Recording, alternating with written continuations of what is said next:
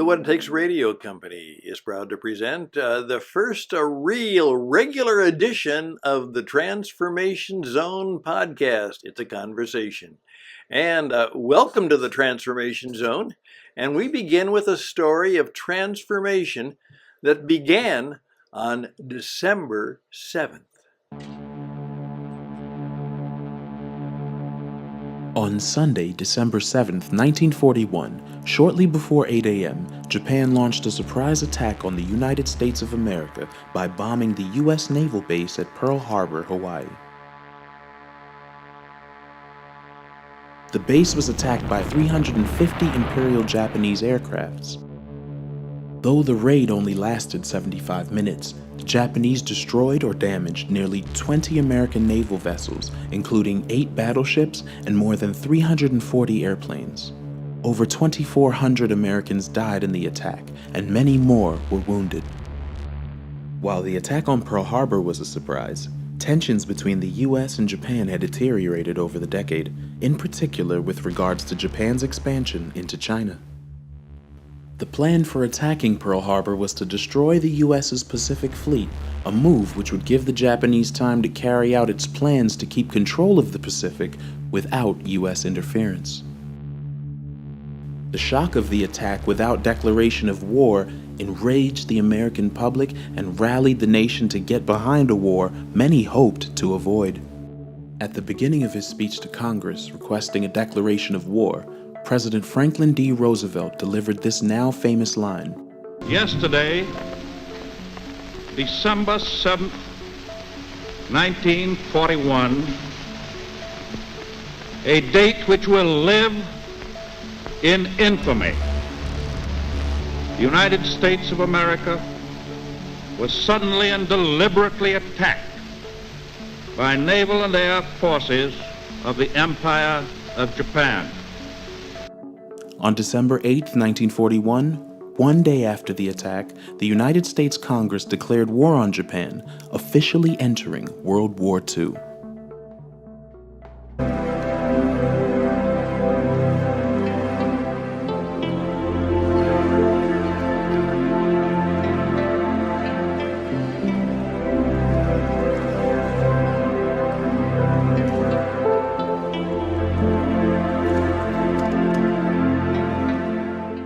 Greetings, ladies and gentlemen, and welcome to the Transformation Zone. Yes, it is the 7th of December, and of course, that is the date that is remembered for many people around the world still, even though most of them were not alive at that time.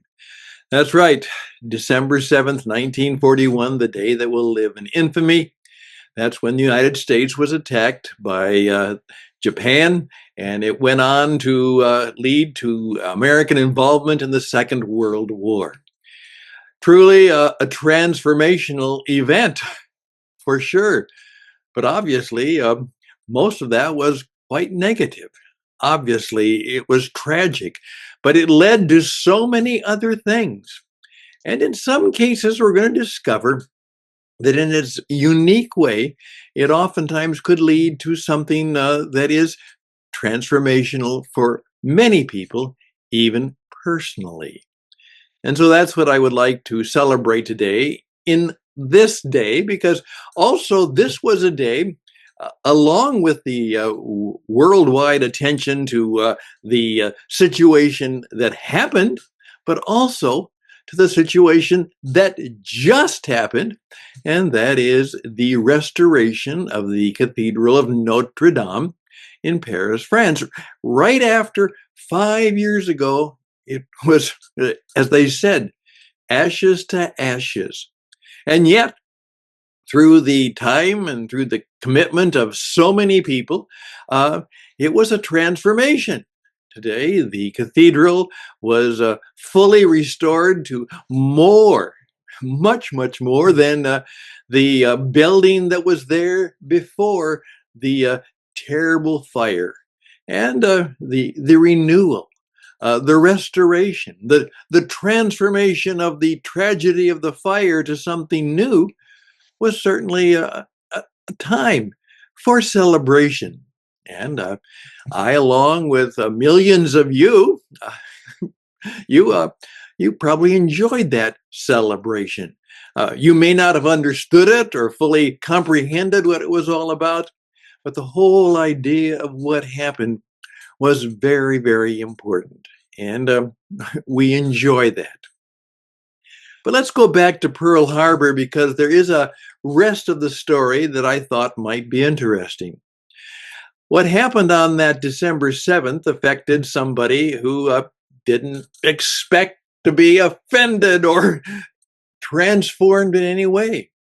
His name was Earl Nightingale, and he was a young fella, had joined the Marine Corps, and didn't particularly like it, but that's what he was. He was a Marine, and he was a Marine on the USS Arizona on December 7th, 1941. That's right. And the bomb hit, and over 2,500 people were killed that day, many more injured. And on that particular ship, there were well over 1,000 people who died. And of course, the memorial is still there, and it is still visited by millions of people. Well, what happened was that Earl Nightingale was a young Marine, and when the bomb went off, he was at the back of the ship, and he got blown into the water. And he survived. He survived. One of the few who did survive. And he made it back to shore in some way and lived for another day. He became, later on, as he struggled, he became a very talented radio announcer. He had the voice for it. If you listen to some of the still tapes of Earl Nightingale, he was a radio personality in Chicago, Illinois, and began, the world today. As the world turns, you might say, as what's happening now, and became a very, very popular announcer. Now, one of the things he said that helped him understand life was very simple. He said, I realized that I should be dead. I should be dead. Of course. But he was alive. And then he went on to explain that realization that he should be dead changed and transformed his entire life. He said, because I realized that nothing that would happen to me, nothing that would go wrong with me, no matter what I suffered, I was still very fortunate because I was still alive. And as a result of that, he said, I really got over my fear of death because I knew that death will come to me, but every day I live is a gift to me, and eventually death will take me as it takes all of us, but I will have still had the opportunity to live, and obviously look what I have been able to do. I've lived well and achieved well. Ernest Becker, many years ago, and a few years after that, wrote a book called The Denial of Death. And you might want to look at it sometime. The Denial of Death. Some people read it consistently, but it was very much of a transformational book because what he suggested was that if we could come to the point that we would no longer fear dying, that we will look it straight in the eye, the possibility that when death lost its grip of fear over us, we would lose most of our other fears because our fears of everything else was rooted in our fear of death. And so to have great power in life might be to be in such a situation that you could be transformed if you no longer had that deep dread of death. What do you think about that? Does that make sense to you? As I've gotten older, I found that it more and more does because, my mortality is soon to be upon me no matter what. But on the other hand, that does comfort me in knowing that I can take risks, that I can do things that may go wrong, but you know what?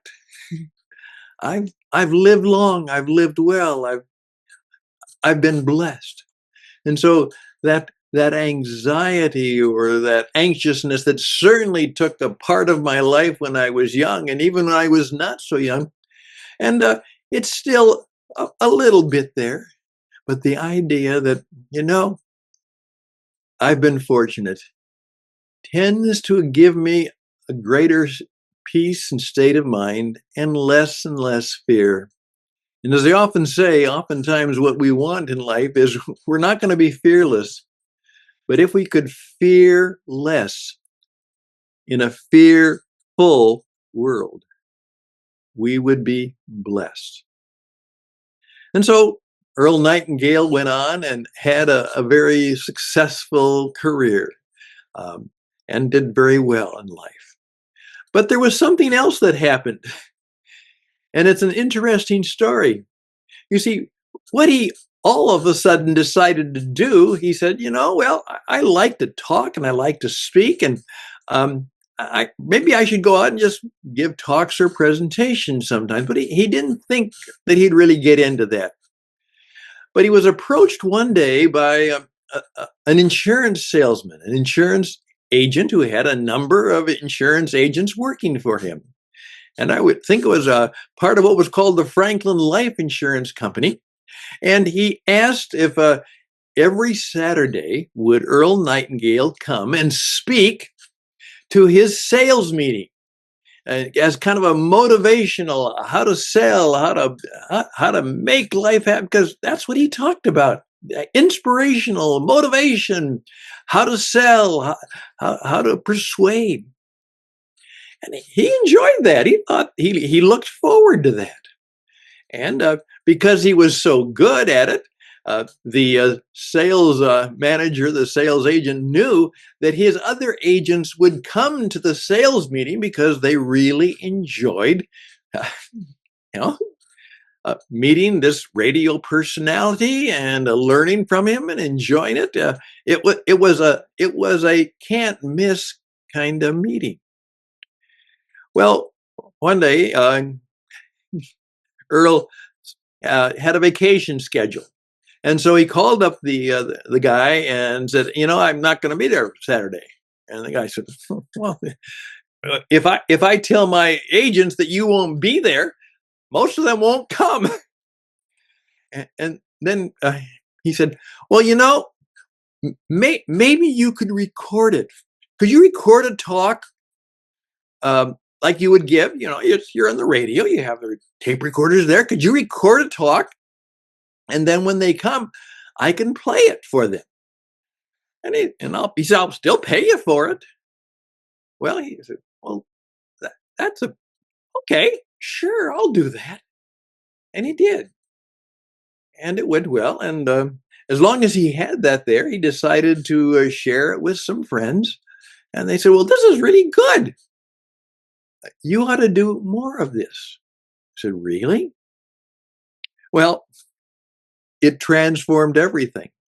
Then he found himself not only on his daily radio program in Chicago, where he had a good-sized audience, but then with a partner, he started to create, recordings. And at first, they were actually real records. He made records. And one of the greatest ones, one of the first ones, was The Greatest Secret. And it was very popular. And of course, there we had the very beginning of the audiobooks. of the recorded cassettes and recordings of various motivational talks and speakers.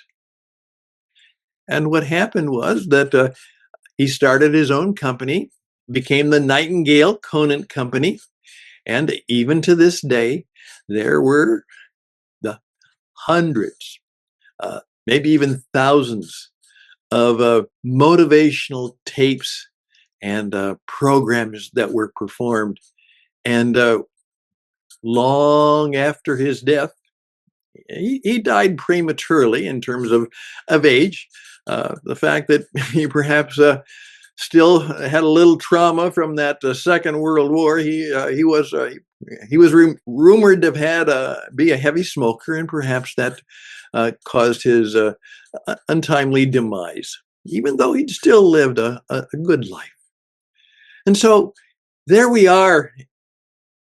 Interesting that the transformation that led him to become a risk taker, an entrepreneur, and try new and different things came out of the fact that he realized that his life had been transformed when he escaped death on December 7th, 1941.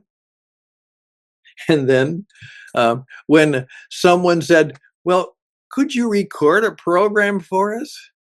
And that led to a whole new transformation of his life and business.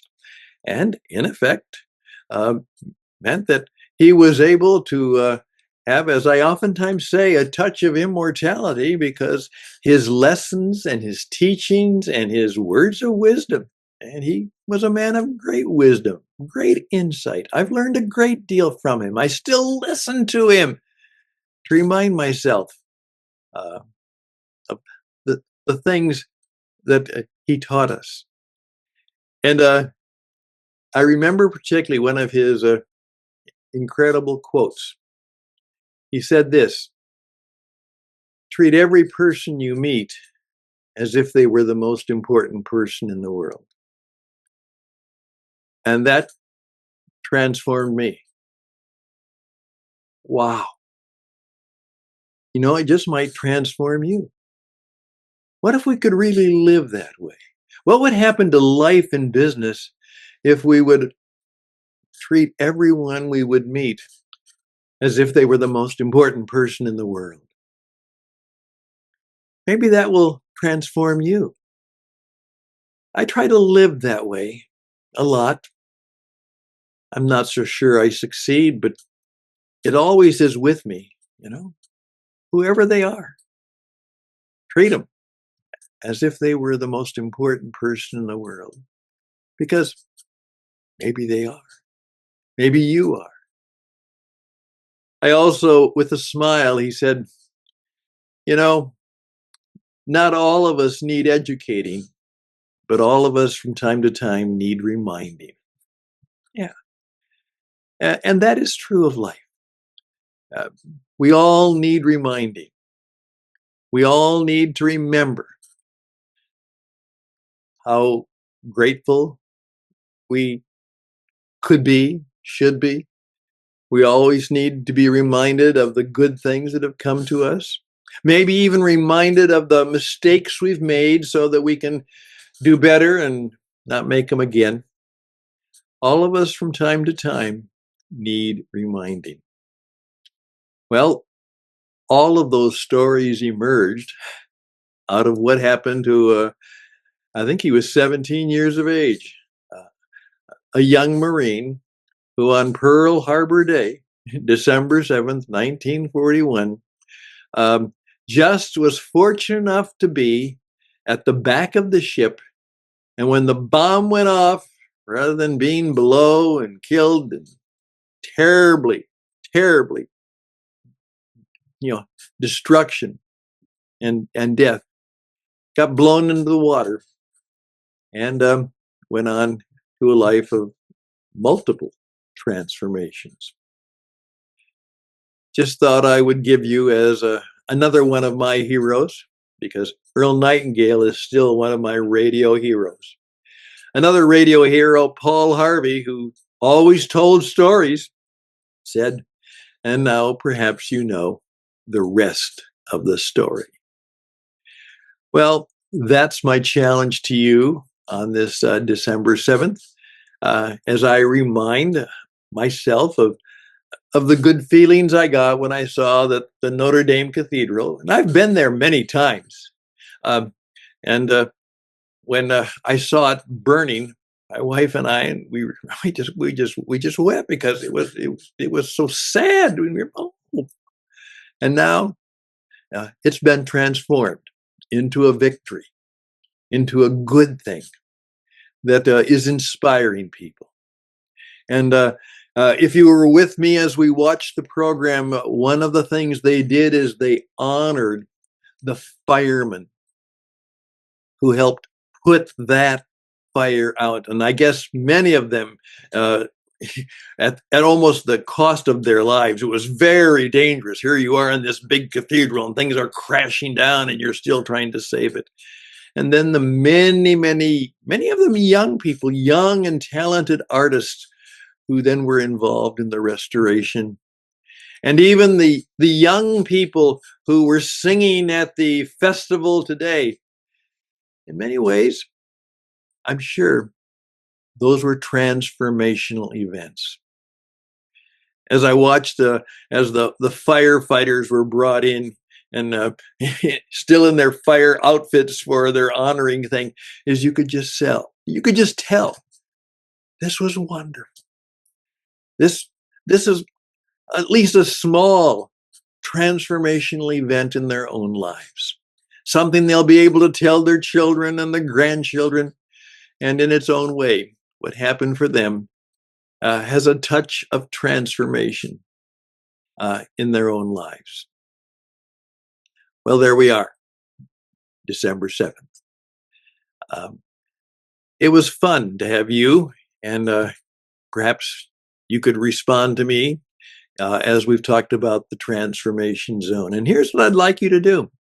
Those of us who are putting this together, my friend Kevin, my friend Joe, who's writing the book, we would love to hear your stories of some of the events in your life that could truly be transformational.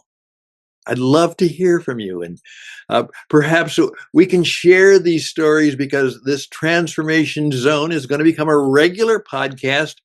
And we're going to talk about how perhaps we can be involved in transforming our own lives, helping to transform others, to transform our businesses, transform our organizations, maybe in a small way transform the world. Or as someone said, we may not change the world, maybe we can transform it in some ways, maybe we can even make it a different world. Wouldn't that be something? To truly live a fully alive, transformed life. Well, there we go. Thank you for your time. And I trust that perhaps as you go into 25, you might just say, maybe I should be more aware and more mindful and seek to not just have another year, but maybe this could be a year of real transformation in my life, in my business, in the things that are important to me, that I can, walk out of the darkness and into some new light and into some new experiences that I've never had before, and to do it bravely, because I know, I can do it because I have less fear in an oftentimes fearful world. Take care. Bye for now.